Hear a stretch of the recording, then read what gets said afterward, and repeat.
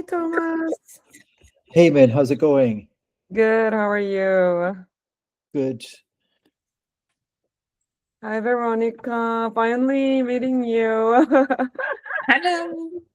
How are you? I'm fine, thank you. Great. What about Thank you you? so much. Appreciate, sparing your time with us. I'm very excited to kick off this AMA series. Happy to. So, Hey And hi, Brian, Thomas. how are you doing? I'm fine. Long time no see. Yeah, it's been a while. I'm excited you're joining us again this year. Yeah, me too. I'm looking forward. So I'm just going to switch my networks. I might be frozen for a couple of seconds. got it. No Yeah. problem. I'm sitting in this building made of concrete away from the router, which is in the next room. Oh, okay. Yeah, no problem. People will be fine with some froze. There we go. Now I'm on my 5G network, and that should be more stable. Nice. So I just posted a final reminder on the Slack channel. We have like 13 people RSVP'd already. But I also sent out like DMs to everyone on Slack, just direct, link to this Google Meet. So let's see how many people will join more.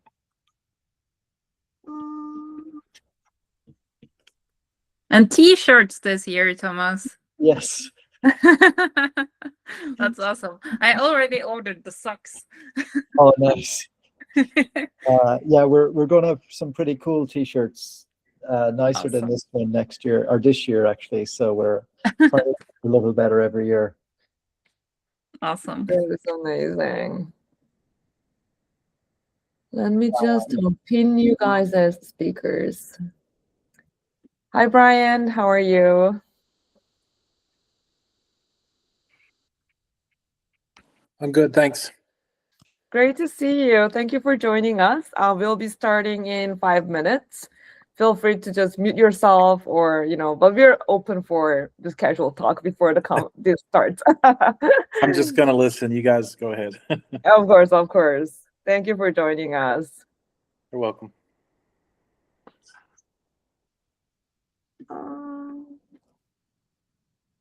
I will try to pin you guys as speakers so people can see you better.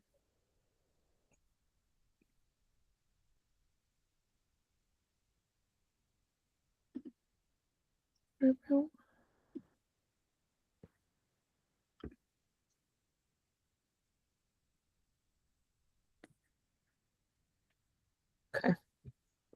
Done.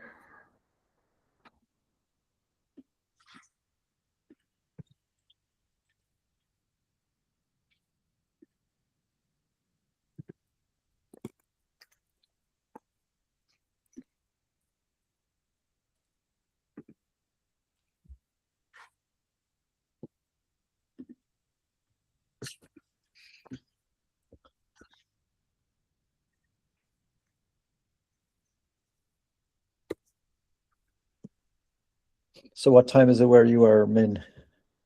Oh, it's 6 a.m. So it's I'm having my coffee here. All right. 6 a.m. Wow. Yeah. Oh, I'm joining this call from Seoul, Korea. But we're like, I'm traveling a lot around because a lot of our clients are this kind of like KGC conferences or big exhibitions. So I'll be starting my travel to New York, like Washington, and everywhere, starting from like end of March or April.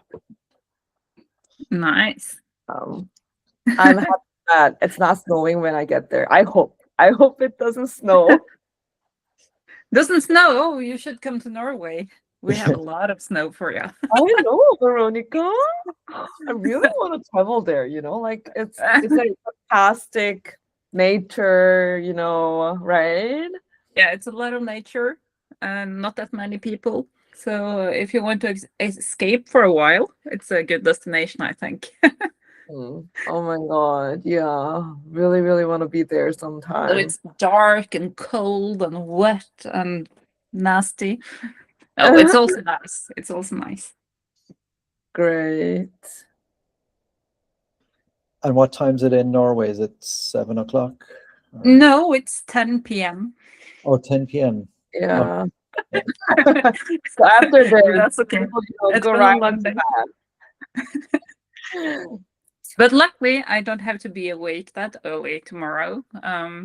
Been awake like 6 a.m. every day this week. But tomorrow I get to sleep for a while. Oh, So good. no meetings early on. Good stuff. Yes. That's amazing. Yeah, we will figure out like which day will be perfect for this kind of AMA sessions. We're trying this like on Thursday now. And for the next one, it's gonna be on Friday night. So I will see how many people actually turn out for that. But it was speakers, like feedback. So it was like, okay, let's do it on Yeah. Friday night. Like maybe a lot of our KG folks are actually interested in joining this on Friday night, right? Yeah. But it's perfect for the US audience then, I think. Yeah. So now it's the time, but let's wait for like 5 more minutes until Sure. people come join us more. And we will definitely we are recording this session right now, and we will definitely use this if we can for promoting your speaking, Veronika, for this year's KGC 2026. Sure. Thank you for joining us again.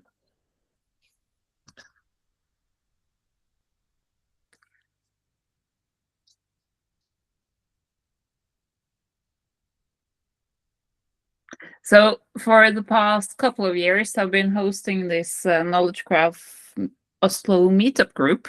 And something we have experienced after the pandemic is that nobody is on time anymore. So there is academic quarters everywhere. They weren't there before the pandemic because people were on time. But after the pandemic, people tend to show up like 5-10 minutes late. So half our audience usually show up after the session was supposed to start. So we have introduced an imaginary academic quarter to our sessions. That's interesting, and a very bad news for community managers. Yeah, yes, indeed. And also the RSVP is like a nightmare because like you can have 50 people that RSVP yes online and then 10 show up. Yeah. It's crazy. Yeah. All right, I see some people joining. Hey, Philip. Hi, Chip. Nice to see you. Hi, Noah. Thank you for joining us. We're waiting a little bit more for more people to join us, and let's wait for more couple of minutes, and let's start right away. This is Veronika, who will be joining us for this year's KGC 2026. And Thomas is also joining us, the CMO and founder of KGC. Thank you for joining us, guys. Oh my God, the cat! Of course, the cat. Yes. So cute. I just love how like all these pets joining the call when we do online calls, like they like sometimes I feel like, oh, is the person like behind that, the speaker? And then like it's like moving animal. The moving bird. Yeah. I know. What's academic quarters? Is that What? yeah. Don't you know the concept? Okay. I don't think it's just a Norwegian thing, but every single lecture at the university starts quarter after the hour, like 10, Oh, right. 15 Okay. and stuff like that. So that's the academic quarter. Yeah. Okay. Yeah. Hi, Braden. Thanks for joining us. We're waiting a few more minutes to see more people joining. Thank you. Thank you for joining us today.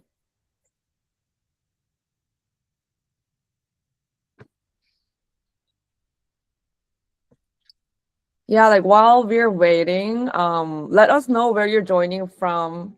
I'm always curious how global the KG community is. Feel free to just talk on chat, and also use chat for further Q&A sessions if you have any. Yeah, so I think now we see. Oh yeah, New Orleans. Nice. I hope there was not a lot of snow there. Ooh, New Jersey. Tampa, that's amazing. Veronika here is joining from Norway.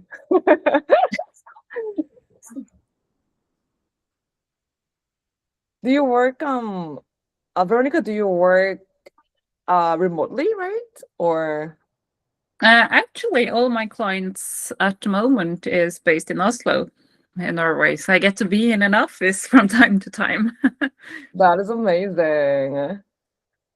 But I've been working all over Europe, so bit of a hybrid role. And I also live half an hour north of Oslo in a small house in the forest, as all Scandinavians do, right? So, Oh my so I God. don't travel that much into the city. But in March, actually, I'm supposed to be in an office every single day. So that's something I haven't done in a while.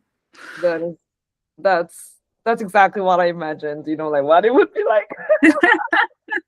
Yeah, but doing quite nice things actually. I started at a new client this week, which is the Directorate for Cultural Heritage in Norway. So a lot of old buildings and CDOC to be modeled. That's amazing. Yeah, okay, now let's start. So hi everyone. I hope you see the screen well. And always let me know like if there's anything I have to help you on through the chat. So let's get started now. Welcome to the first AMA session with KGC 2026 speakers. I'm Min Sun. I've been bugging you guys a lot on Slack channel recently, but it's only for the community vibes, so just bear with me. And I'm currently helping run the KGC community. I'm really excited about today because this session is actually something we've been waiting to build for the community for a long time. So let me just, tell you more about like the community first before we go right into the KGC AMA session. One of the goals we have for the KGC community for this year, starting from this year, is really simple. We really want this become the place where people working with knowledge graphs come to learn from each other, a place where people can ask technical questions, discuss real production use cases, meet other KG folks here, and discover new ideas happening in the field. So in many ways, we want the KGC community to feel like a living knowledge exchange for the KG ecosystem. And that's why we are starting AMA sessions. Woo! And that's exactly why we're starting. Before the conference happens, we thought it would be really valuable for the community to meet the speakers, hear the thinking behind their talks, and ask more questions in a much more informal setting, which is, the community vibe we can actually give the value to the conference audience. So today is actually the very first of several AMA sessions we'll be running leading up to the conference. We have one more AMA session already confirmed. We're super excited for that too. So you are officially our very first experimental audience. So thank you so much for joining us today, guys. Hope you, spread the words about this amazing session to other people, in this KG's community. So today, this is how we will spend the next hour. I just gave you a quick intro to the community and what we're trying to build here. Then Thomas Deely, the founder of KGC, will share a short introduction about the conference and the vision behind it. After that, we will hear from Veronika, one of the speakers for this year's conference, about how she chose her topic for this year's KGC. And definitely let's learn more about her personally. And I will then ask Veronika a couple of questions to kick off the discussion. And finally, I would love your questions too. So please keep dropping questions in the chat as we go. So, all right, with that, I'd love to bring in the person who actually made all of this possible. Thomas founded the Knowledge Graph Conference and has been one of the people helping shape this entire ecosystem. Thomas, I'd love for you to share a bit about how KGC started and what you're excited about for this year. Feel free to share your screen. Great. Thanks, Min, and thanks for setting this up, and also excited to be back with Veronika and looking forward to Veronika joining us in May. So the background for KGC is a simple one.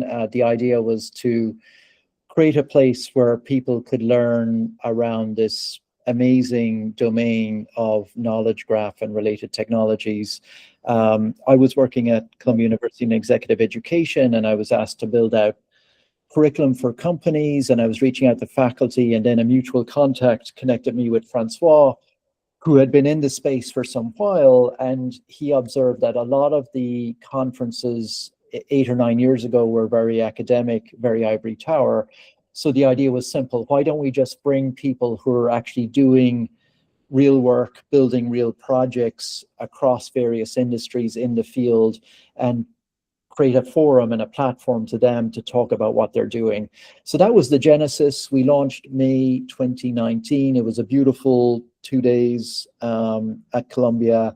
And now, 7 years on, it has expanded into a week-long event, hybrid, at Cornell Tech in New York. 2020 was a pivotal moment because that's when COVID happened and all conferences were being cancelled. If we think back to spring 2020, we chose to dive headfirst into virtual. So we ran the conference virtually for 2 years. And that's actually when we opened up our Slack community initially. And that's when we got to get connected with people like Veronika and others. And the conference really developed a global footprint from then. We've returned back to in-person 3 or 4 years ago. This is our 4th year at Cornell Tech. If you haven't been there, it's one of the nicest conference venues in New York, mainly because it's on an island in the middle of a river, away from all the hustle and bustle. But again, you can see the view of Manhattan, but you don't have all the noise and crowdedness of Manhattan. So we've been there for 4 years now, and looking forward to returning there in May. And the other thing I would say, in the convening years, with the emergence more recently of generative AI, the space has become even more interesting, and I'm very excited for the talks and some of the content in May. Yeah, that's fantastic. And definitely, I think one thing that's always impressed me about KGC is how many different parts of the ecosystem come together here. Do you have like other also specific things that you are really excited about this year that you would love to share with the audience? I do actually. You asked me to share a slide. Maybe I'll just share a general slide around how we think about KGC and the goals. Yes. Do you see my screen? Yes. So we have a tagline where leaders create the future of knowledge together. So if you look at KGC and what's been built over the last 7 or 8 years, obviously the conference is the centerpiece. So we run one conference a year. It's a week-long event, 2 days of workshops, 2 days of conference, a watch party at AWS, who've been great partners, networking events.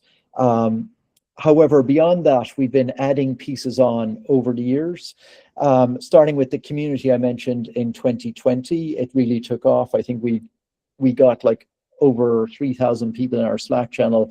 And now we're excited to be able to re-energize that with your help, Min, and make it because interestingly, even though for a few years we didn't have a community manager, there is strong engagement. We had organic traffic. People still come on posting. So we felt we should do something to cultivate that.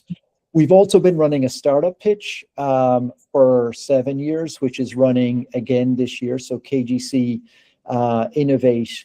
And we were lucky enough a couple of years ago to get some NSF money to build an education curriculum. So this year we launched an open classroom and also some public cohorts for people who are new to the space who want to learn. One of our goals, we were formed in education. Our goal remains like an educational one. And the space can be intimidating for newer people. So what we want to do is make it easier for people who are curious about the space to dip their toe into the water, to ask questions, meet some experts, and then progress along the path from all the way from building a taxonomy to an ontology to a knowledge graph. And then finally, we have KGC Inspire. We launched a Lifetime Achievement Award. Like most technologies, the technologies are built by various people over the course of years and decades, and knowledge graphs are no different. We've been honored to recognize some of those leaders over the last 5 or 6 years, and this year we've hopefully a very exciting winner. We actually enhanced the program this year where we sought public voting, and we reached out to all our prior speakers. We made it a more formal process. So that's it. Like, where leaders create the future of knowledge together, this is our vision, and we're looking to do this a little bit better every year and cultivate the community and the audience every year. With regard to your question, what I'm most excited for this year, besides Veronika coming back, yes, Veronika was one. If I remember back to 2020, I remember well her blogs on the conference. So I've been following her since. So I'm interested to learn what she's planning to talk about. One of the things we're looking to do more with the conference is do more industry-focused practice use cases. Every year after the conference, we send a survey, we try and get some feedback. How do we do it better? So we're going to have, for the first time ever, a track on cyber and anti-fraud. So we're excited about that. We've got some interesting businesses and financial services use cases. Other things, I think another theme of the conference this year is making our enterprise data AI ready. The big trend with Gen AI is now within the enterprise, where you need a more deterministic outcome on your data. And knowledge graphs and more structured data are playing a role there. So that's a very interesting theme. And then the other theme that's hot right now that knowledge graphs play into is the concept of agents. The original semantic web paper that was created in 2001 actually referred to agents. We've been hearing a lot more about agents over the last 2 years. So having some content around AI and agents and how those interact with each other also. That's amazing. Yeah, and I think a lot of people here may not be really friendly with that. We also have the education part of the KGC community, and we Thomas is also like really trying to make that more vibrant. So drop any questions that if you're interested in the KGC, the education part too. And we actually have one question from the audience that Brian has asked, like, I'm not familiar with NYC. Where is the AWS location for the watch party? The watch party, he knows that is on Friday. And also, what does the watch party consist of? Yeah, so the watch party has been hosted at AWS headquarters in Hudson Yards. Hudson Yards, for those who are not familiar, is arguably the largest urban development project in the United States in the last 20 years. They've basically transformed an old rail yard into modern offices, and AWS are there, BlackRock are there, Pfizer. So AWS have a really nice new office there, and they've been great partners with us, Nicole Moldova and Aura Lucia, for many years. And on the Friday, the idea was we have a lot of people who come from Europe on the Friday morning after the conference. They may just be hanging around waiting for their flight. So why don't we just gather them? AWS offered their space. So we do a party where people gather and we do some online talks with some networking that Friday morning. So just a more relaxed wind down to the conference on the Friday morning, more focused on networking. And we'll share the details of the location closer to the date, but it's AWS location in Hudson Yards. Thank you, Thomas. Yeah, so thank you for sharing everything. And I would love to see more of this amazing KGC community things going on. And let's see how this kicks off amazing for this year's KGC too. Yeah, Brian says thank you. And okay, then I think we are now ready to move on to Veronika. So Okay. I'm really happy to introduce Veronika, who will also be speaking at KGC this year. Veronika has been working deeply in RDF and knowledge graph space. As Thomas mentioned, she's coming back as a speaker this year. And she's also the, so what I really like about today's conversation will be about how she chose her topic for this year and about her also like journey in this career. So please share if there's any presentation you want to share. Start your session right away, Veronika. Thank you. I haven't prepared any slides, so I was just thinking to talk my way through it. Of course, yeah. of course. If you put on a fiver on me, I will never stop talking about these subjects. So, okay, so yeah, who am I? Well, I'm a Norwegian weirdo that's based right outside of Oslo. I've been in this space of knowledge graphs my whole career, actually. I took a very traditional computer science degree at the University of Oslo, and I fell in love with everything logic. So I took every single course I could find at the Department of Informatics, though, not philosophy, on logic. And I wondered what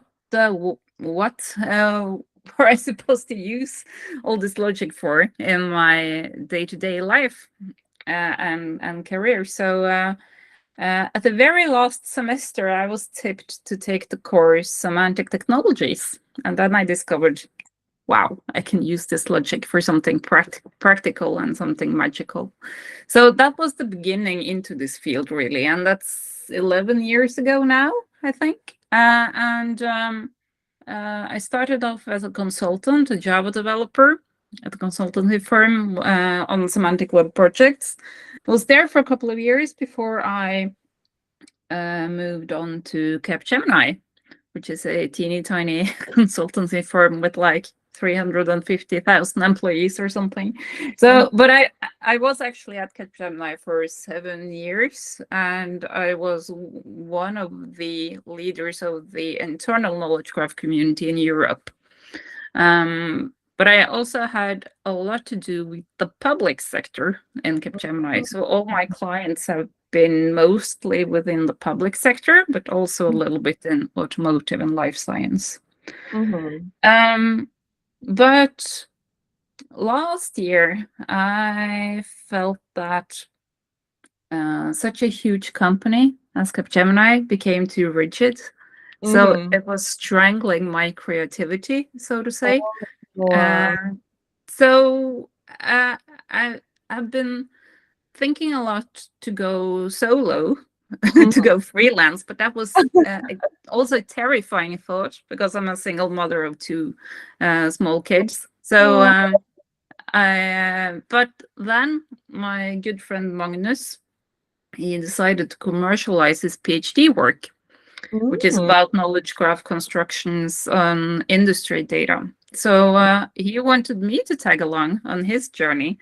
So in September, I started at this company called Data Treehouse, where We're a Norwegian company developing software for knowledge graph construction. So we built everything ourselves from end to end on the knowledge graph construction side. So that's the tooling I'm going to talk about at KGC, but I'm not going to make it like a vendor thing because our framework is open sourced and it's free to use. So anyone can use it, and there is a couple of advanced aspects with the software that is currently under license, but basically everything you can do, constructing a knowledge graph and extracting data from it using Sparkle and all that things are open sourced and free to use. And it's called MapLib, and that's what I'm going to talk about. So I have a masterclass on MapLib at KGC this year. So this is my fourth, or if you count Knowledge Connections in 2020, it's my 5th year speaking at KGC. So I'm happy to be back. Yeah, I wasn't attending last year, unfortunately, but this year I'm back again, and I'm very happy to be accepted as a speaker to KGC this year. So very much looking forward to that one. So yeah, MapLib is what I hope will become the bridge between data engineering and knowledge graphs. Because in order to get a successful knowledge graph project in a real life setting, especially for industry, but also for public sector and basically any knowledge graph project, if you ask me, we are all about data, right? We are describing the world and we are making our models and ontologies operate on real life data. And in order for that to happen, we need the data people on board. And I hope that MapLib could be such a bridge. So I've actually been writing a few articles on Substack recently on creating that bridge with MapLib as examples. So yeah, it's a Python framework. It's developed in Rust upon Oxygraph with Apache Arrow and Polash data frames. So it's super fast. I mean, really, really fast. Our Shackle engine is recently benchmarked to the world's fastest Shackle engine. So that's something we are very, very proud of. Yeah, so I have prepared a masterclass with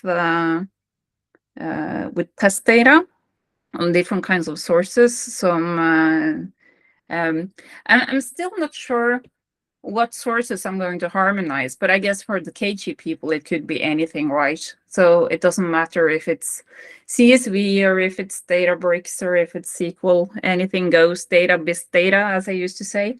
But I'm going to put my main effort on what's happening with the data afterwards. Like, how do we map it to RDF using reasonable ontology templates? How do we enrich the data with update queries and construct queries using MapLib? How do we extract data? So every single select query on MapLib returns a data frame that you can push further along your data pipeline. And I'm also going to show a little bit of data log reasoning and shackle validation. And then I'm going to traverse the graph using our Visual Graph Explorer. So there's a lot of things that's going to happen in that masterclass. Super excited for that. Yeah, so I'm really looking forward to demonstrating what we've been cooking in Data Treehouse. Yeah, so I think you just already mentioned like why MapLib is really unique in the sea of RDF tools and frameworks. Would you also like be talking more about like other great stuffs about MapLib for this speaking session for the KGC? Yeah, so what's really unique about MapLib is that no other RDF framework, as far to my knowledge at least, eats data frames natively as the input data. So that has put us in a position that's quite likable for the data people out in the teams that we work with on a daily basis. Other things, I will focus on where we are the most performant, I think. And I will demonstrate how easy it is to set up. You can go from a data frame to a queryable knowledge graph in four lines of Python. So it's going to be a short masterclaz. Now, but jokes aside, now I'm going to demonstrate every single aspect of MapLib and why this makes us quite unique in the jungle of frameworks and tooling on RDF, and that's performance mainly. Mm-hmm. Yeah, that's really interesting. And you mentioned that you moved from the words like largest consulting houses and to the much smaller service company. And you mentioned like the reasons too, but would love to, hear more about what did you really feel about this big shift personally, and what really uh gave you a really big change. How was that change as a, KG like specialist? Yeah. Yeah, well, it was a bit terrifying, to be honest. So I started in Capgemini in January 2019. I jumped after my mentor because I was working together with my mentor in my first employment, and then he switched jobs to Capgemini. So I just jumped after him because I wasn't done working together with him yet. So we both started in Capgemini, and I was then a part of building this knowledge graph offering for Capgemini in the Nordics. Quickly connected with other similar initiatives around Europe, and was having like great clients, great colleagues, and a lot of good things going on. But there is something about such large corporations that you have to fit into a certain frame, and there is a lot of levels in management, and that was just too many bottlenecks for me. I couldn't work like that, and I think I have like an undiagnosed HDHD somewhere in my mind, because I want to make things move quite fast, and I was held back a bit maybe. But anyways, instead of writing offers to tenders and talking about knowledge graphs internally and also externally, of course, I wanted to be more creative. I think so. So creating something and being a maker, right? Yeah, that really drew me to Data Treehouse, and also developing from scratch Norwegian technology on knowledge graph construction. So we have made everything ourselves: the Otter engine, Shackle engine, Sparkle engine, Datalog engine. So everything is made by us, and we are very proud of the technology. And it's a good thing to be a part of, and see that our clients are happy, and seeing the real value of the things we are making. It's a completely different feeling than being a consultant. Definitely. I think you definitely would have then like experienced amazing, and also you mentioned like chaotic experiences, because now you start to see how actually the clients, apply your KG stuffs on their end. And do you have any like fun episodes as a, like KG specialist you Well, saw at the client side? Like, what was the biggest friction maybe that you thought like, oh, you didn't know that when you're in big consultancy, and then now you like are in a smaller team, you see more things, right? Do you have any of those episodes that you want to share to this KG community? I think a lot of engineers would definitely want to hear those kind of episodes. yeah, I see. Well, I haven't been there that long. 1st of September feels like yesterday, even though it's plenty of months. But the time flies when you're having fun, right?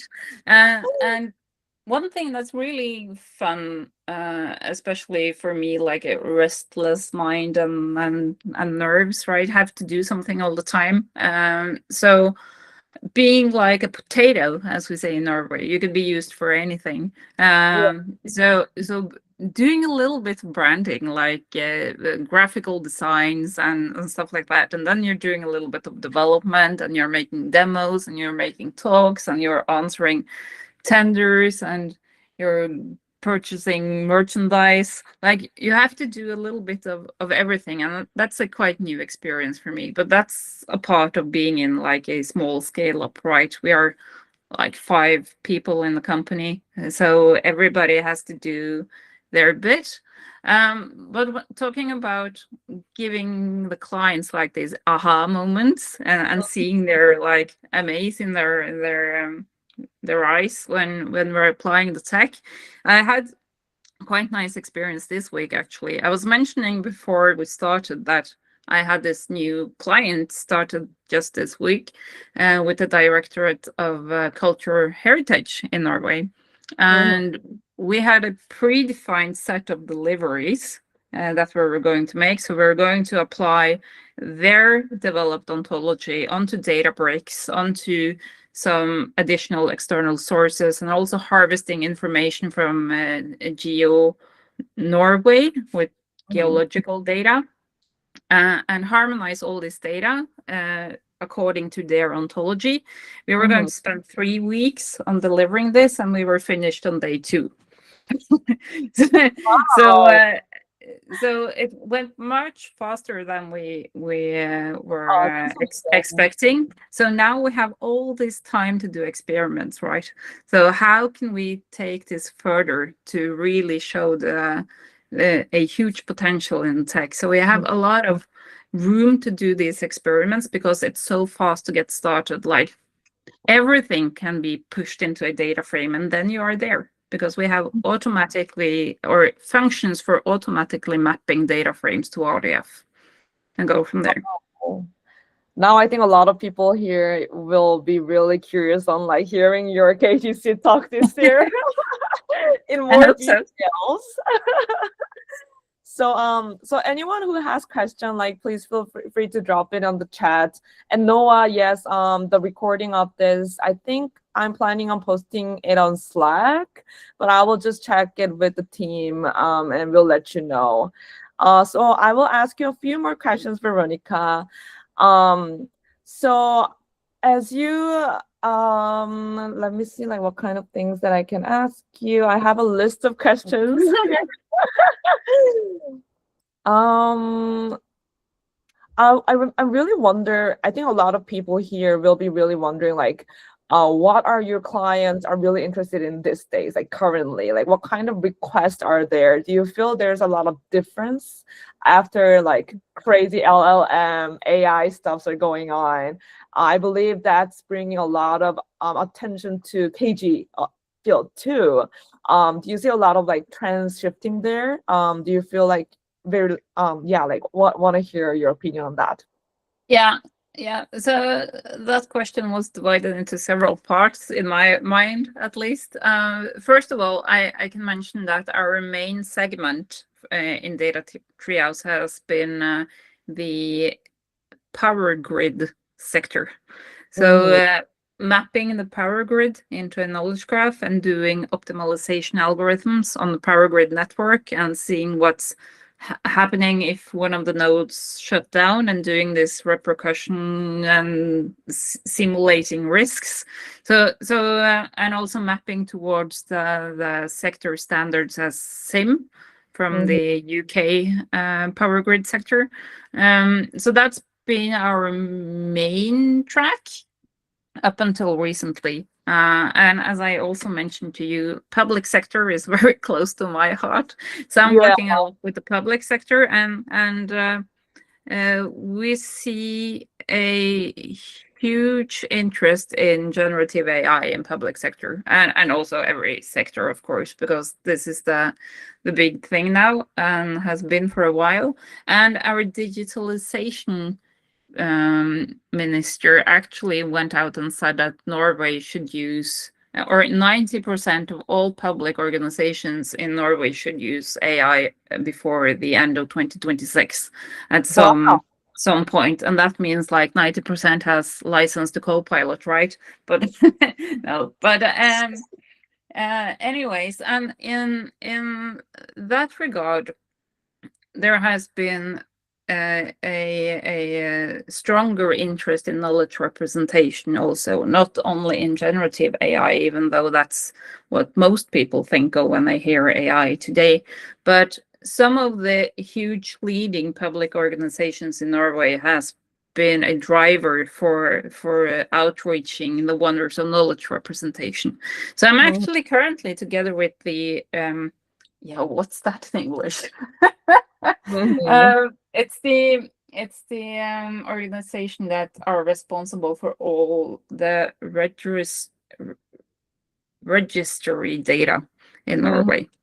Yeah, it's called Brønnøysundregistrene in Norwegian. It's a very long word. But anyways, they are a quite innovative organization, and they are being listened to in Norway because they have such a central position. And together with them, I am currently building a course for the management in that organization on AI that's going further than generative AI, focusing on knowledge representation and what that means for public organizations.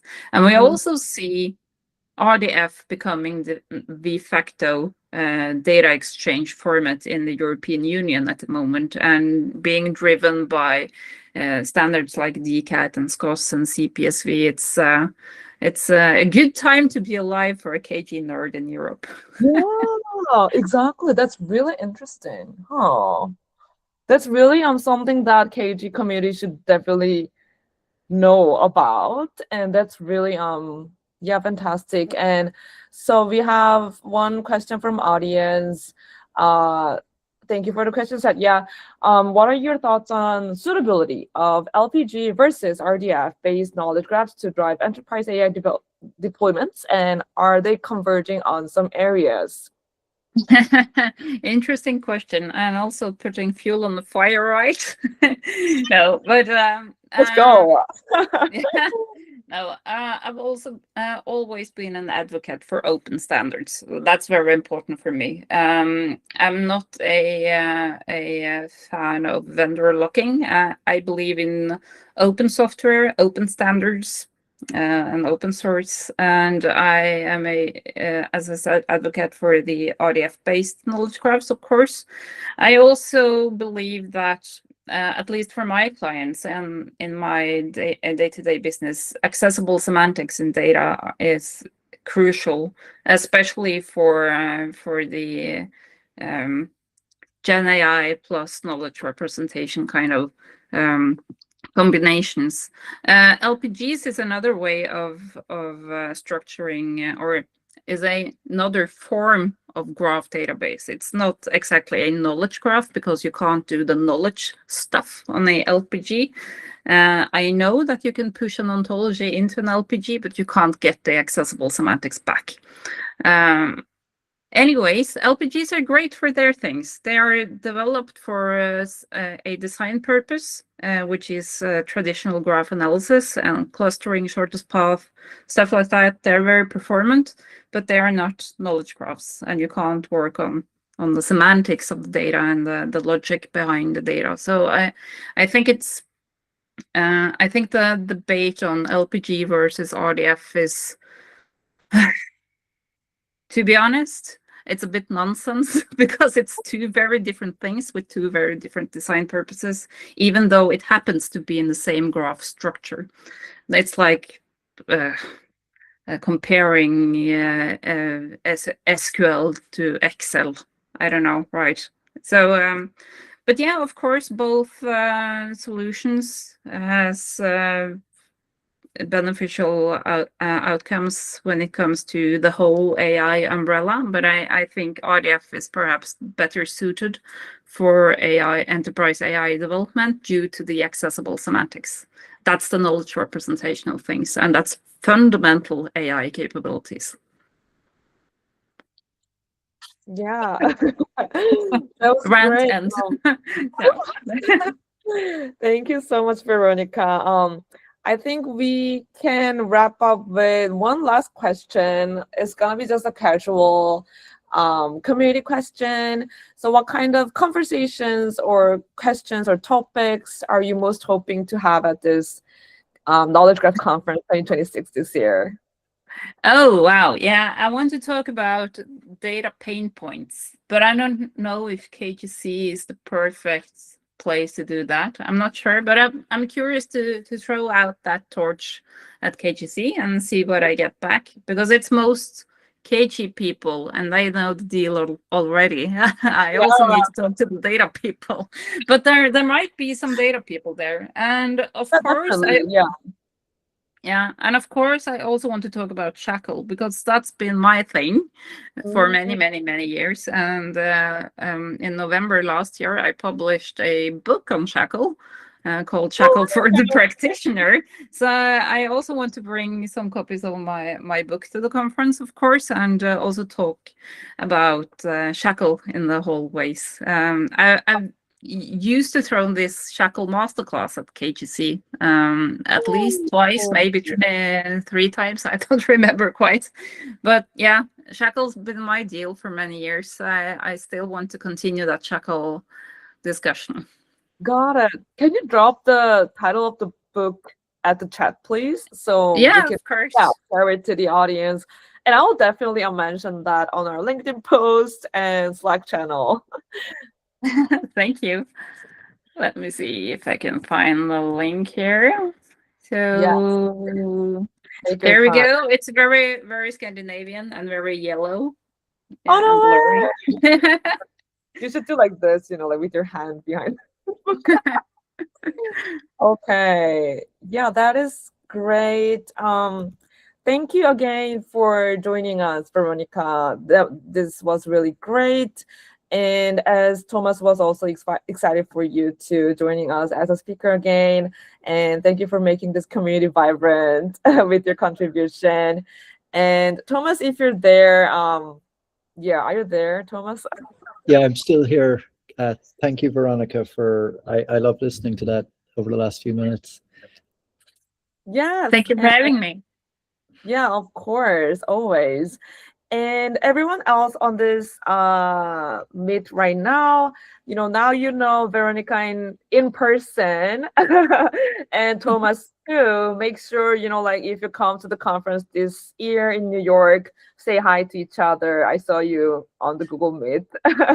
So we can have IRL vibe and ready to mingle at this year's conference. So thank you again for joining all. And we will be having the KGC conference this year in New York, May 4th to 8th, 2026. And we already have the Slack channel. I think all of you guys have got notification from me from the Slack channel, but if you haven't joined yet, please go ahead, community.knowledgegraph.tech. You can join the Slack channel there. And we have more AMA sessions coming up. So if you go to the luma.com/KGC, thankfully there was a URL for us, the KGC URL for us. And if you go there, now we have Veronika here. But on March 27th, we have one more coming up with Itaejang and Agrita. And we will be having another AMA session with them. And it will be 8 p.m. EST. Hope that time zone works for you all. And if you all can join then too, we'd love to have you again at our next session. So yes, thank you for all for joining us on this call. Thank you again, Veronika. I will definitely shout out to you one more time on LinkedIn and Slack everywhere about this session and with your book link. So that will help you out more. Thank you.